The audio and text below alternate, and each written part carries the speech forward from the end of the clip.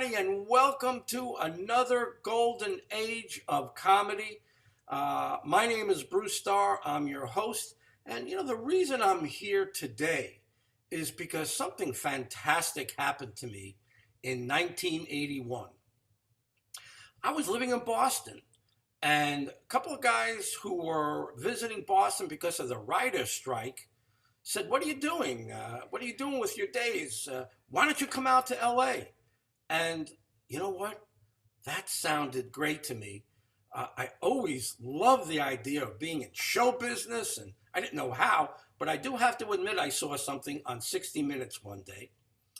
I saw, who I think his name was Jay Bernstein at the time, 60 Minutes did a story about Jay Bernstein. And he was the biggest personal manager at the time. And they showed him walking in and out of limousines with this actress and that actress and going to this red carpet. And I'm saying, oh my God, I want some of that.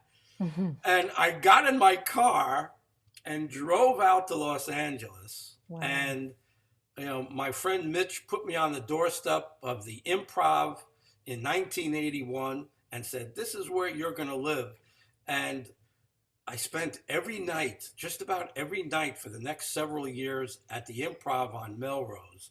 And I got to know some incredible people and got to work with over 35 stand-up comedians, even Howie Mandel and the Unknown Comic and Paul Reiser and Larry Miller and Bobby Slayton. I can just go and name some great, great people.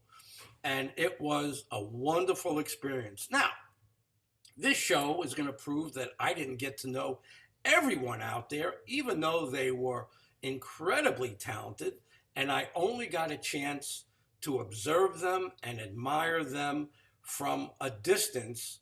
And my guest today is an example of that. Her name is Cathy Ladman. Cathy, welcome to the 80s golden age of comedy. I'm thrilled that Thank you. God, that makes me feel really old. I'm sorry about that. It's all right. I mean, and you're talking about a golden age. It means that it was way back there. Yeah, 40 years ago. I mean, it's really hard to believe. And that's one of the reasons why I want to do the show. We just had a loss the other day. Mitchell Walters, I believe. Yes. We lost Mitchell. And, we're hearing stories about different people that have taken ill. And we all know Carrie Snow took ill a year or so ago. And all of our prayers are with her for a full and complete recovery. Right. But it was such a golden age of comedy. And there's so many stories to tell. It's like I feel like there's two reasons why I want to do this show. One is to record history before it's gone. I mean, everybody has Bruce. such an interesting story. No, Hurry, I don't mean it that quick. way. I don't mean it that way. I'm leaving. Hurry. Quick, we're running out of time. Let me just say, you look fabulous, though, I have to say. Thank you. So I'm thrilled to be able to have people learn, and especially new and upcoming comedians. I hear a lot of them are taking to the show because they're learning things from the show that they just not going to learn anyplace else. So again, tell me about your life. Tell me about where you grew up and your family life, and if that had anything at all to do with becoming a comedian. It did. I grew up in Little Neck, Queens, which is on the North Shore of Queens, right on the border between Queens and Long Island. It's the last town that's actually New York City before you get to Long Island. And I grew up the youngest of three girls. My dad was very funny and also very scary. And my mom was not funny, and she was but very manipulative. And they were both very intelligent and very into they were very civic minded. They were really into what was going on in the world. And they were also very into the arts. And they had these great albums, of Broadway shows that they saw. And they also had some comedy albums. And one of them was so what were some of the other ones? They had one Arnold Stang album. Oh, Remember Arnold Stang? oh gosh. But I listened to that probably once or twice, or maybe more than that. But I didn't really. A First Family, Vaughn Meter's The First Family. But the one that I really, really honed in on was Nichols and May Examine Doctors. Wow. And I used to listen to this album like so often. I would put it on just I can picture myself sitting in front of the record player in the cabinet in the living room, and I memorized the entire album. And when I went to sleep at night, my mom would come into my room and sit on the edge of my bed, and I would say my prayers, which I can't even believe I said prayers. And then I would do a selection off the album for her. And she really didn't know what to make of it. So that was like that. I was really into that. I was really, really into that. And I loved watching comedians on TV. I would watch with my dad on the Ed Sullivan Show all the time. And sometimes on weekends, if I was able to stay up late, there were some late things too. And do you remember that show? That was the week that was. Yeah. Yeah. Well, it was too late for me to stay up, but I remember I would turn around and put my head at the foot of my bed because it was closer to my parents' bedroom, and I would strain to listen to what they were saying. I was just so interested in it all. And I also I started to do impressions like of my school principal and things like things in my world. I started to make up bits about of things in my world. And when I was 8 years old, that was when I was 8 years old, I started to really get into it. And by the time I was 13, I decided that I wanted to be a stand-up comic. So Wow. I was born in 55. So I was 13 in 68. 68. Yeah. And that's when I decided I wanted to be a stand-up comic. And Wow. then as the years went by, I started to listen to Robert Klein and George Carlin and Joan Rivers. I loved Joan Rivers. And but it took me a long time. I had a false start in stand-up. I went on, the first time I went on stage was in Philadelphia. I was teaching English in Philadelphia. And I went on stage, and this was 1977. I went on stage twice in Philly on open mic nights, and it was interesting. When I got there, the MC was Joe Bolster. I had no idea Oh, who Joe was, but wow. then years later we met up again. And then Rich Hall was one of the other Oh, comics who was showcasing that night. And I remember he told me one of my jokes was really funny. I did a joke about soap opera names, and it's funny because this name is used now, but it was Quentin. The name was Quentin, and I said, "Why, just yesterday I met a man named Quentin," and Rich thought that was such a funny joke. I mean, it made me feel so fantastic. So I was friends with Jerry Seinfeld. Go back. Um, Jerry and I met on a teen tour when I went to Israel in 1971. wow. And he was my first love. He was my Oh, boyfriend. wow. And I told him that he would make a great stand-up comic. And he, in turn, helped me years later. I'll get to that. But I went to visit Jerry in Manhattan. He was living in Manhattan at the time. And I told him that I wanted to move out to Los Angeles to become a stand-up. Now, I could have easily have gone back home to New York, but I think I was setting myself up. I was so afraid to do it that I thought, well, I must not be doing it because I'm not in Los Angeles. That's the reason I'm not doing it. So I set myself up for some huge endeavor that was not likely to succeed. Jerry sent me out to LA with George Wallace's phone number. George had just been hired to write on the Red Fox show. Wow. And George was being paid $1,000 a week, which was like a gold mine. And I remember going to visit George and him telling me that I just, start writing on legal pads, and I met Jay Leno, and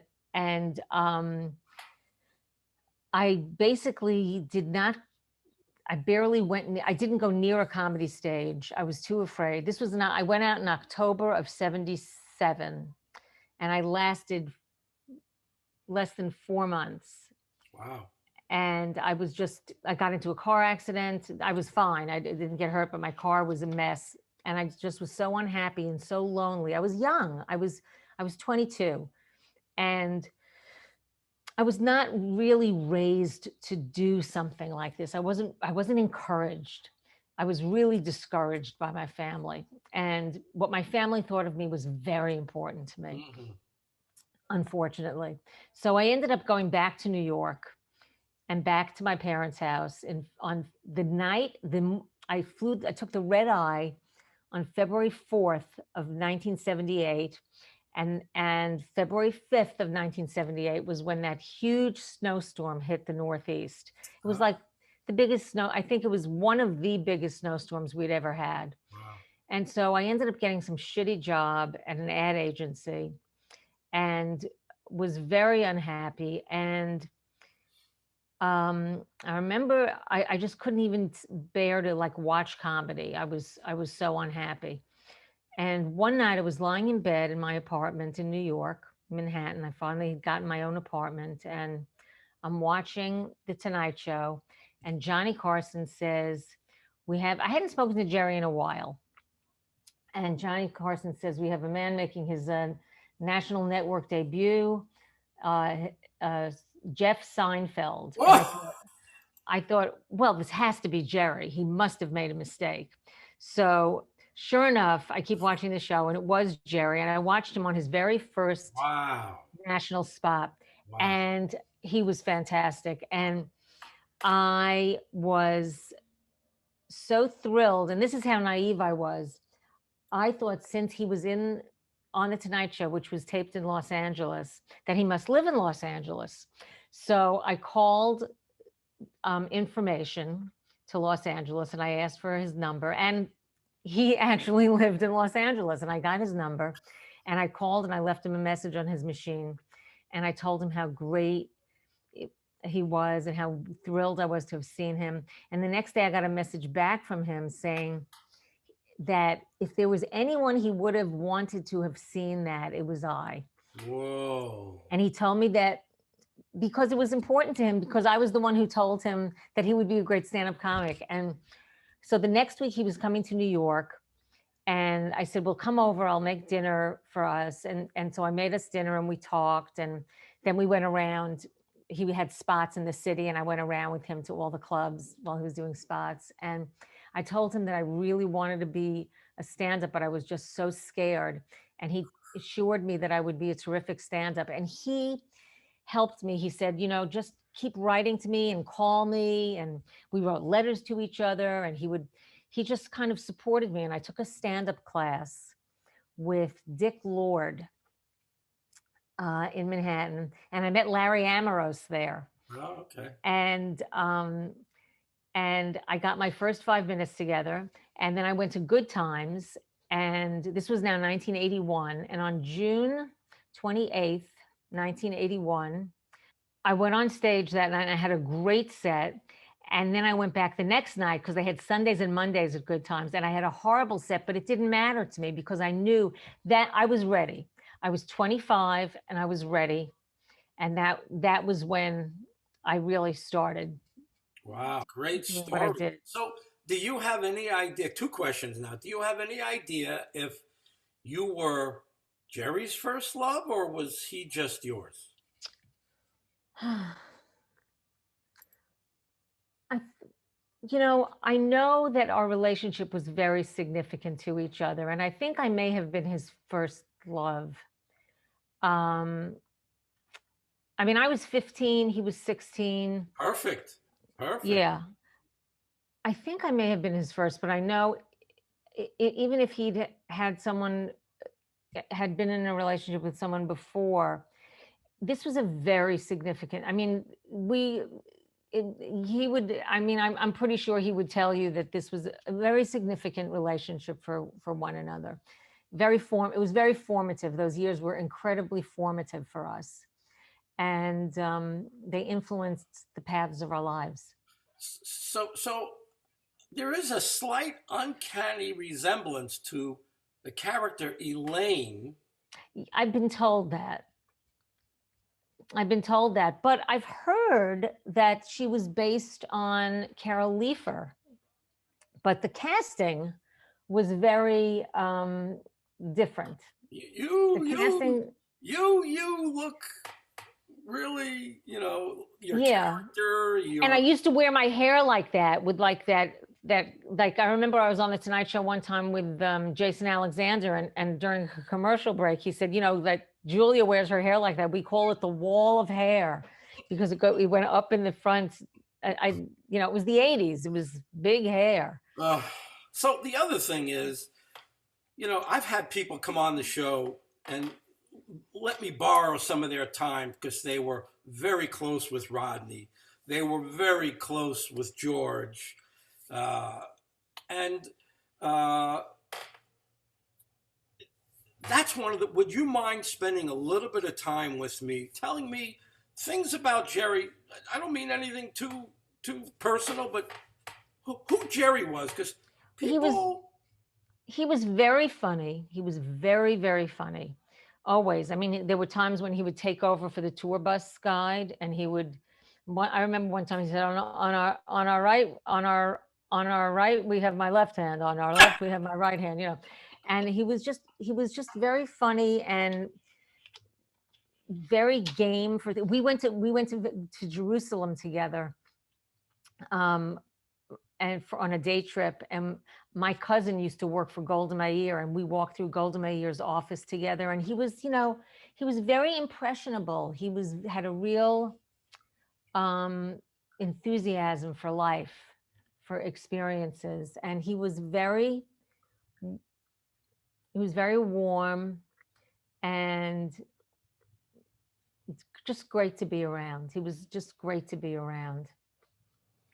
Okay. I don't know what else I can tell you. All right. Well, how was he as a boyfriend for a short period of time? I mean, it could be the same thing what you just said, but just curious, and people. He loved me. I mean, he was a great boyfriend.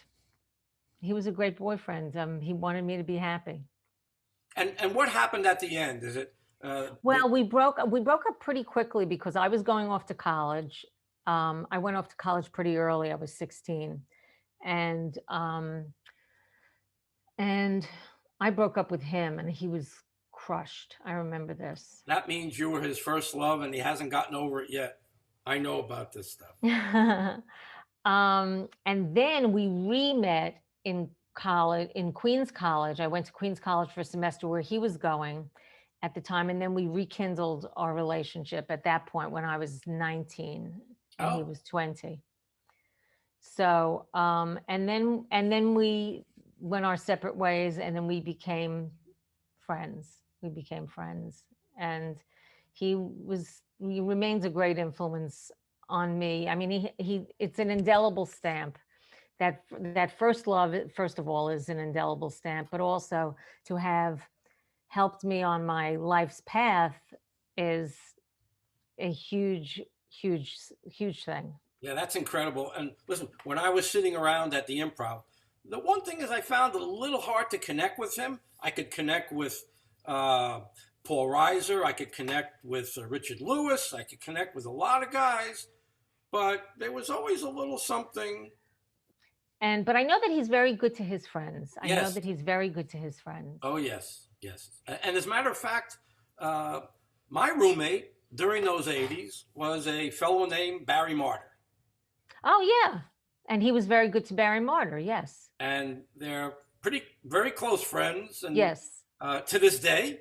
Yes. And to give you an idea of what a good guy Jerry is, the B movie, which was a very, very successful movie. Yes, it was great. Fantastic. Kids from 3 to 93 yes, would love it and see it many times. If you remember, and I'm sure Barry helped him in the writing, but maybe didn't get credit. I don't know. But who was the head B that Jerry's voiceover did the voiceover for? His name was Barry. Barry. Right. Right. It's interesting. That's very interesting. Scared. Okay. I love him. It's interesting. I know I've studied, but believe it or not, I've studied quite a bit about relationships and first loves, and it's there's nothing like your first love, and it's for the innocence, and you come with a full pie and no Right. luggage. It's spectacular. It is. It is. And it was. Yeah. And I could only imagine. You'll have to send me a picture of you two guys if you can Oh back God, then. I know I have it someplace, but it's in the carport and the thing, and it's I wish I had it. Not a And I have point. a picture of Jerry with his shag haircut, and But he grew up in Massapequa, Long Island, and my dad had a bowling alley in Massapequa Park, and my dad knew his father through business because Jerry's father made signs. And if you notice I think in um, I think in his sitcom there on one of the sets there's Cal Signs or something. His father was named Cal, and it was Cal Seinfeld Signs, and so they knew one another. And interesting. when we got back from Israel, Jerry didn't have his license yet. Certainly didn't have my license, and we would rendezvous. Um, via the bowling alley. Like my dad would drive me to Jerry's house. I would go with my dad to work, and then he'd drive me to Jerry's house. Sometimes Jerry would come back to Little Neck, Queens. And one time he stayed overnight. There was a terrible rainstorm. He stayed overnight, and he ended up sleeping with my brother-in-law in the den. This sounds like a very good Billy Joel song. You know, one of those romantic Billy Joel songs that he. That's so funny you say that because Jerry introduced me to Billy Joel's music when I went over to his apartment when he had this little apartment in Manhattan. I went over there and he was listening to Billy Joel, and I had never heard Billy Joel. And so he showed me the album cover. I think it was 52nd Street. I think it was that one. And now Jerry lives in Billy Joel's old house. Oh, wow. Yeah.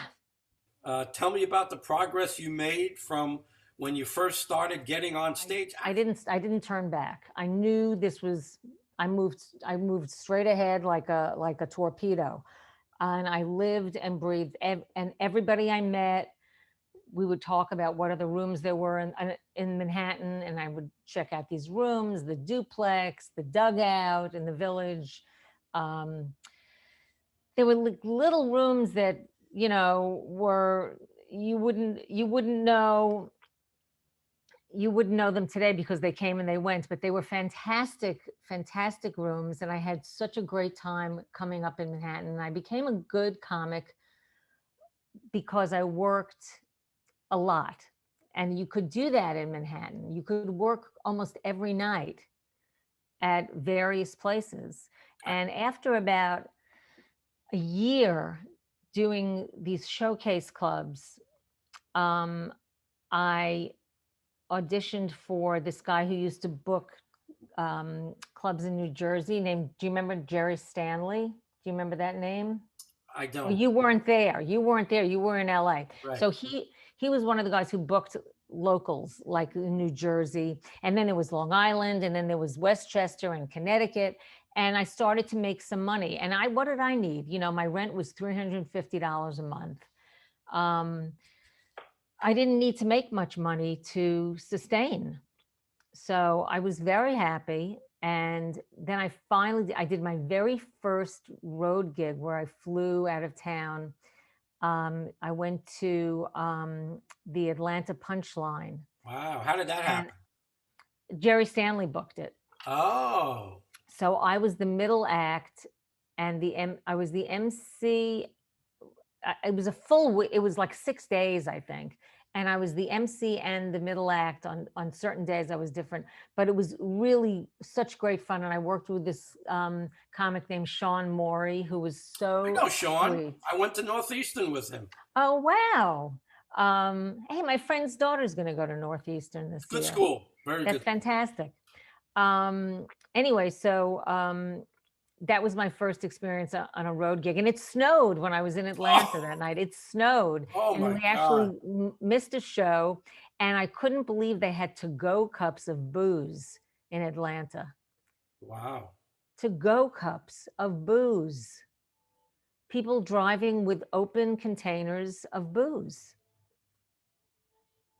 Unbelievable. Every state is Unbelievable. different. The Every state is South. different. You know, I remember Glenn You Hirsch. live in Florida, right? Yes, I am in South Florida. Yes. Right. Oh, Glenn Hirsch. Go ahead and I'll tell you I something remember after. Glenn Hirsch telling me that sometimes he would work 5, 6, 7 clubs in a night, and Yes. he'd come away with $100 or something like Uh-huh. that. But that's how he gained his expertise. That's right. And that night that I went around to the clubs with Jerry that night when he came to New York, um, we saw Glenn.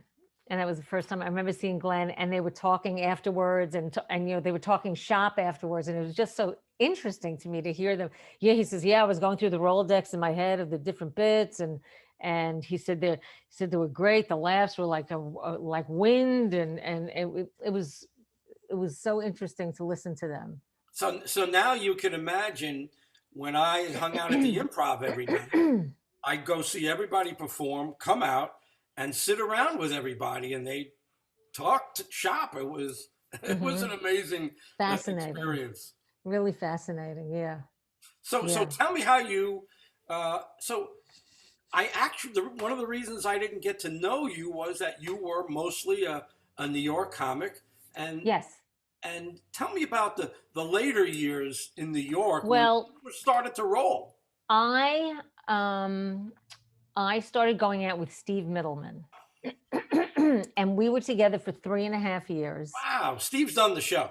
Oh, yeah, I love Steve. He's a great friend of mine. Great guy. And he wanted to go out to Los Angeles for pilot season.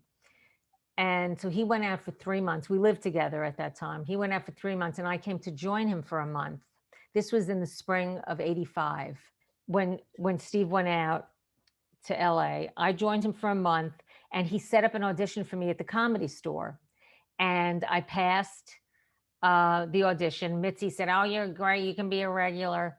And so during that month, I worked gigs constantly. I remember working one gig in Ventura with Mark Schiff one night, and then going back to the Comedy Store to do another set. Wow. And and I was working constantly. So then I went back to New York. We decided we were going to move out there. So another thing, when I was in, this is such a fun year to relive. When I was in LA for that month in the spring of '85, I decided I was going to audition for game shows because I was really good at a lot of them. And I auditioned for several different ones, and I ended up passing the auditions for Wheel of Fortune. So they called me and gave me a date that I would be on the show, and it was going to be in June or July of '85. So they called me and they said, I'm going to do the show in June or July. And so Steve and I planned a trip to LA that summer, and we decided we would look for a place to live. So I go and I knew if I'm going to move to LA, I had to get a car. So I decided I am going to win a car. I am going to win a car. Damn it. And I went on Wheel of Fortune and I won a car. Wow. I won an enormous Oldsmobile Tornado. And it was really funny because in the audience were Steve and Jimmy Brogan. And at the end of the show, they came down and sat in the car with me. Wow. And so I sold that horrible, huge car back to the dealership. And I called my parents who were in Israel at the time. They had a place in Israel. And I said, I want a car, but I need to buy a normal car before, and I'm not going to take possession of this. Can you lend me money? So I called my father's business partner. He lent me the money, and I went and I bought a Toyota Camry because Bill Maher had a Toyota Camry, and he said they're great cars. Yeah. So So I found us an apartment, and our relationship was kind of getting bad, and we were fighting a lot, and on the flight back to New York, I think we broke up. And um but I told Steve, I said, I am going out, and I found that apartment, so I'm taking the apartment. So I went out. So my father assumed that I wasn't going to go out because Steve and I broke up. I said, no, I'm going to go out. Where was the And apartment? it was right near the Improv. It was on Kings Road, right north of Melrose. I was on Kings Road, 1010 Kings Road with Barry. It was seven something Kings Yeah, Road. I think it we were was on the just same north of, block. it was just north of Melrose. Kings Road. A lot of people lived on Kings Road. It was, full of apartments, and it was a very popular street. Yeah.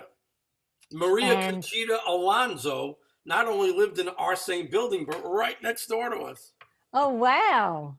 She was something. Yeah, Barry and Maria used to walk their dogs together. Oh, fun. Wow. God, that's ages ago.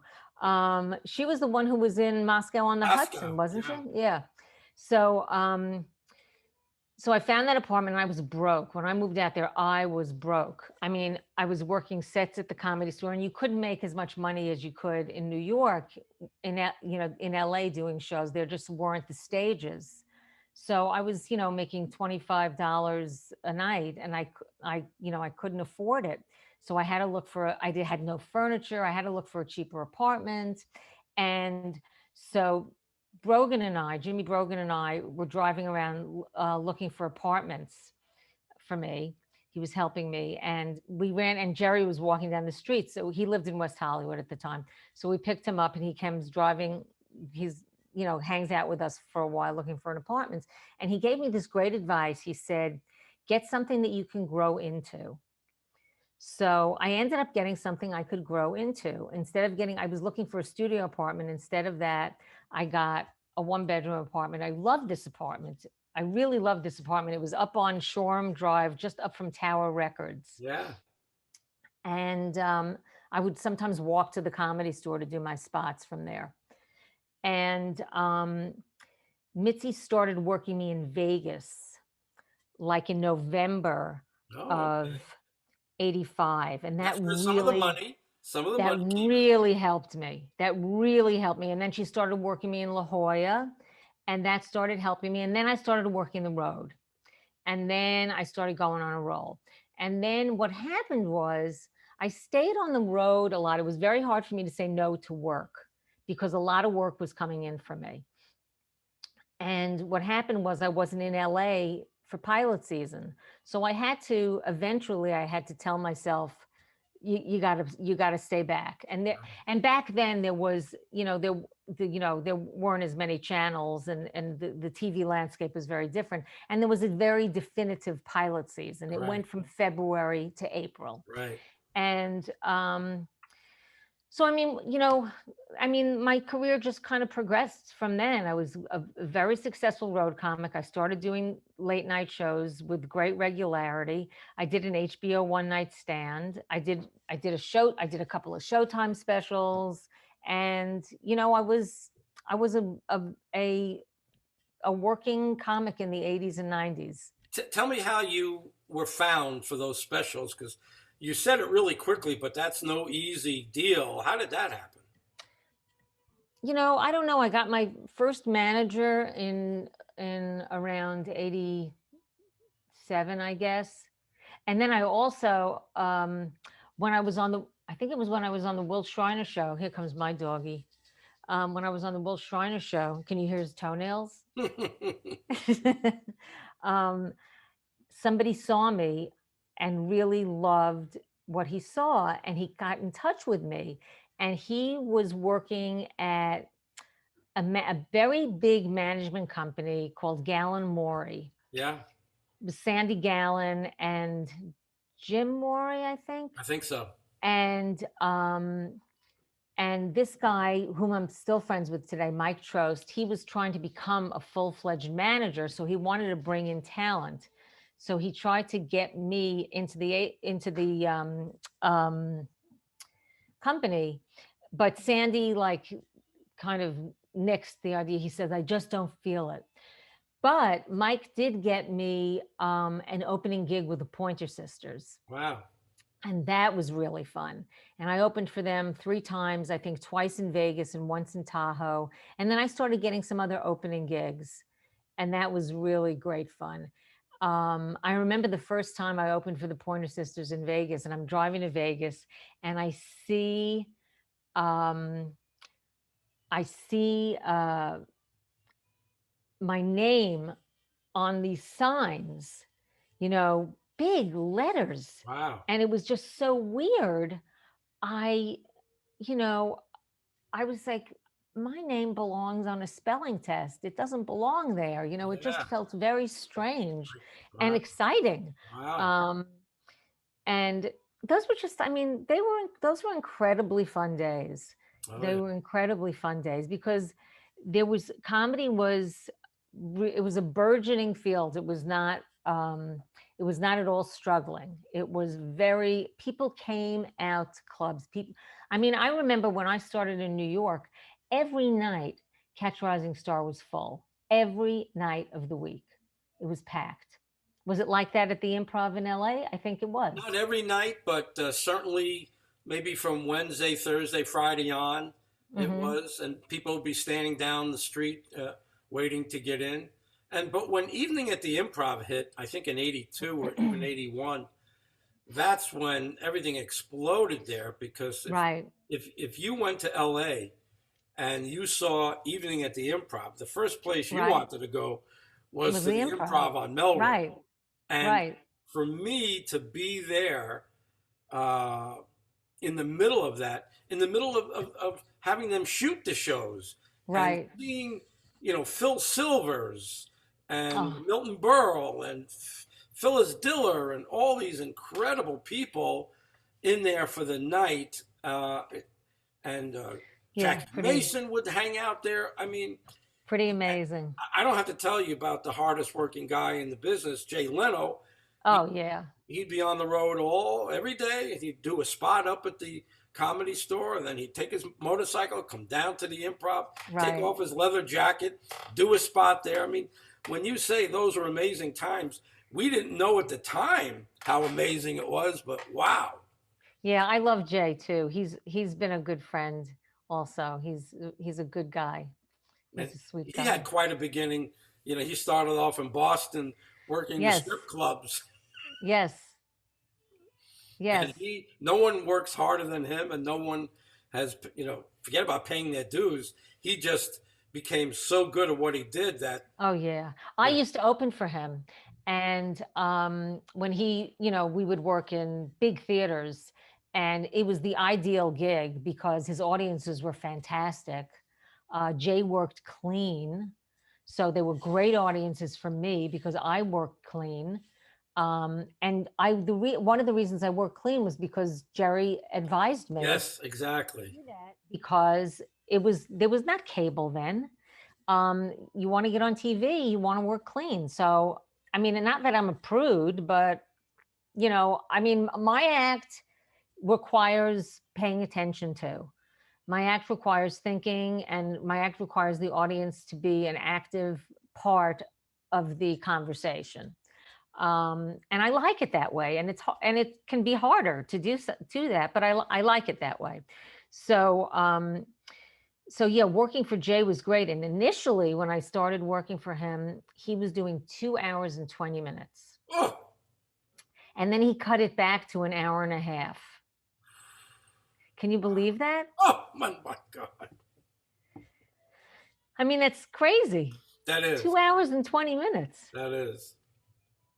The only thing that I can compare that to a slightly different generation, I said this on one of the other shows, and when Jackie Mason would perform down at the hotels down here in South Florida. So I'd go see him once in a while. And I said this the other day.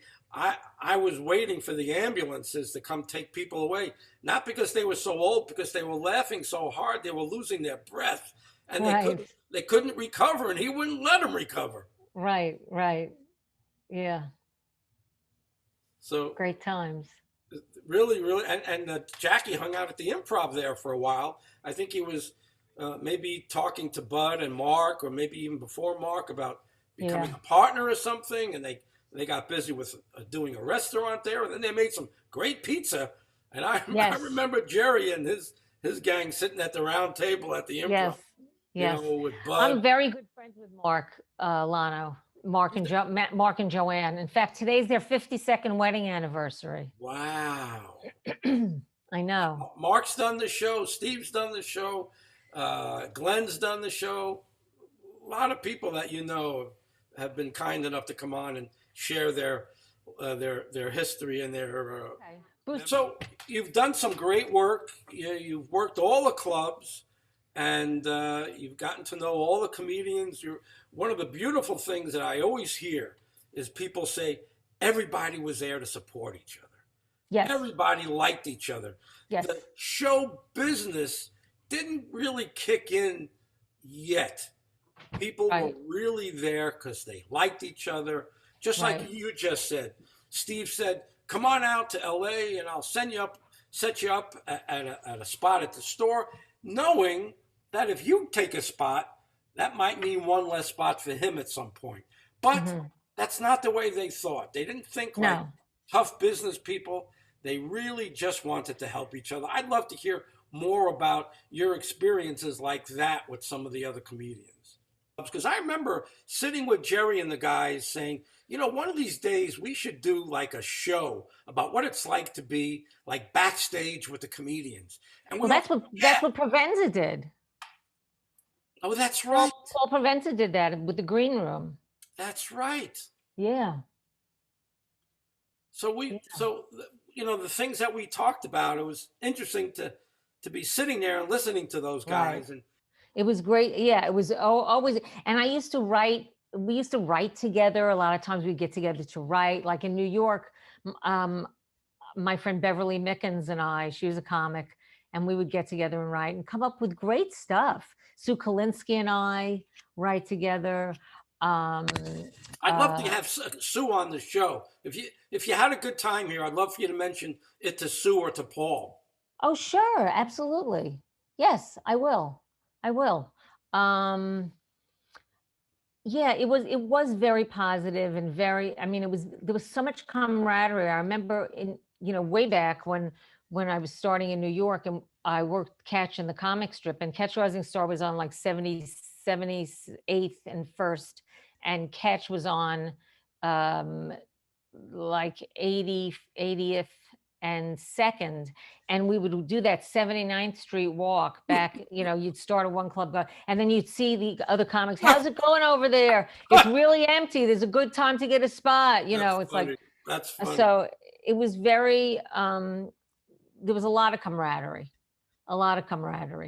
And we all saw each other then because we were all starting. But then when we all became headliners, or not all of us, but then when, a bunch of us became headliners, you didn't see your friends as much anymore. That's why it was so nice when you were home, going to, and working at the Improv or the Comedy Store, you would see each other then.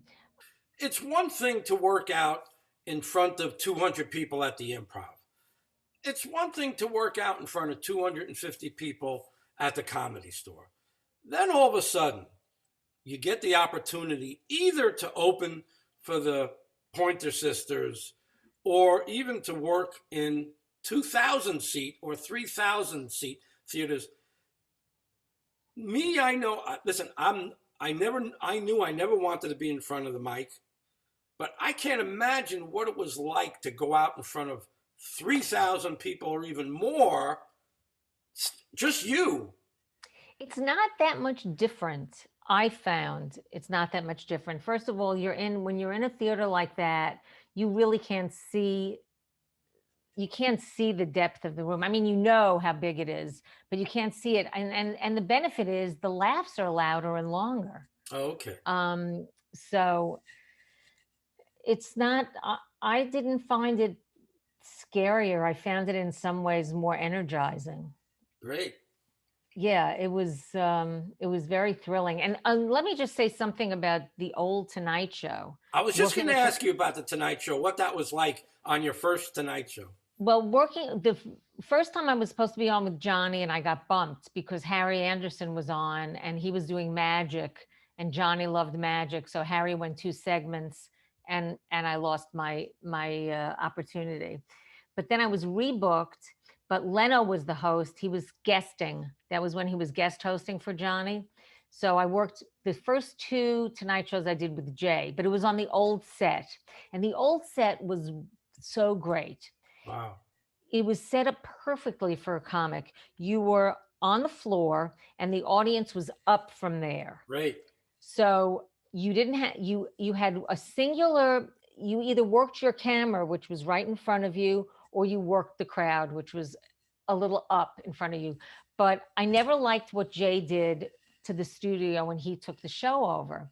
He had the audience down here. You were the comic was all the way to the left. The audience was down there, and then they were up there, and then they were all the way over there. I was there. And your camera was a jib. It was a flying jib camera. So it was very disconcerting to play to your camera. It was very weird. I didn't like it at all. Where Jay performed on that show, that was fun, although you still had to look down. Your audience was down there. Wow. He played in the middle, and it was down. See, the Tonight Show, everybody was up, and your whole attention was up. So it was made for TV, but it was very intimate for the TV audience, for the studio audience as well. It was ideal. It was just ideal. It couldn't have been a better experience for a comic. I love that insight. And I know that you can't stay, and I want to make sure that you talk about some of the things you've been doing recently. Let's forget about this past year. What's going on with you, and what's coming up for you? Well, it's interesting. First of all, I did manage to do a lot of television and film acting, which I really love. I love acting, and I am currently rewriting my solo show, which I'm writing with this other woman, Laura Coyle, who is directing me. And it's called Does This Show Make Me Look Fat? And it's a funny title, but it is about my eating disorder. And parts of it are funny, parts of it are not, as well it should be. And I'm actually going to be doing it at a department in UCLA. They have these, either doing it on Zoom or live, depending on where we are, by September, which is when I'm doing it. I'm going to be doing an excerpt and then a Q&A. And then what I want to do is I want to start doing it in a theater and start doing it around the country and start helping people through that vehicle. And I also want to continue acting. And I started doing, I signed with a voiceover agency, so I want to start doing some of that. Nice. And I'm busy. I'm throwing a lot of shit against the wall, and I'm hoping that some of it sticks. That's really disgusting, but that's a horrible metaphor. Well, I want to see more of your work. I would love to be put on a list of people that get to see your Zoom event that you have coming up. And I'm going to be talking to you about that theater work that you talked about, because I have some ideas here that I'm working on. And I think that would be perfect if you ever wanted to make your way down to South Florida. Oh, absolutely. Yeah. I'm sure you have relatives down here like everybody else. I don't know if I do. I think I have some friends, but I don't think I have any relatives that are down there anymore. Isn't it funny how Jerry labeled Boca del Rey or something like that in his show, and everybody was able to relate to that. It's very funny. And listen, this has been really great.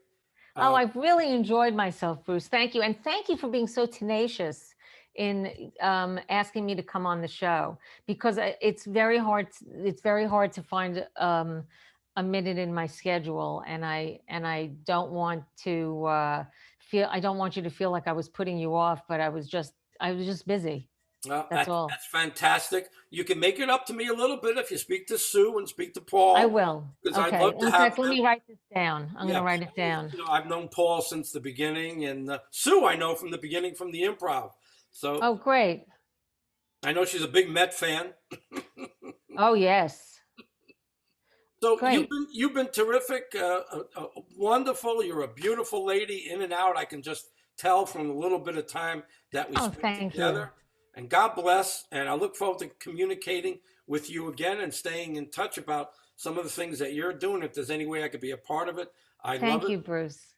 Thank you so much. I really appreciate it. And thank you for doing this show. It's a lot of fun and it's a great segment of time to be talking about. It's really very rich. Yeah, and it's nice, kind words like that that keep me going. So I really appreciate it. Thank you so much. Thanks, Bruce. All right, Take everybody. care. We'll see you all again when we do some more 80s golden age of comedy with some incredible people. It doesn't get any better than with Cathy Ladman. Thank you. God bless. And we'll see you all again very soon. Bye bye, everybody.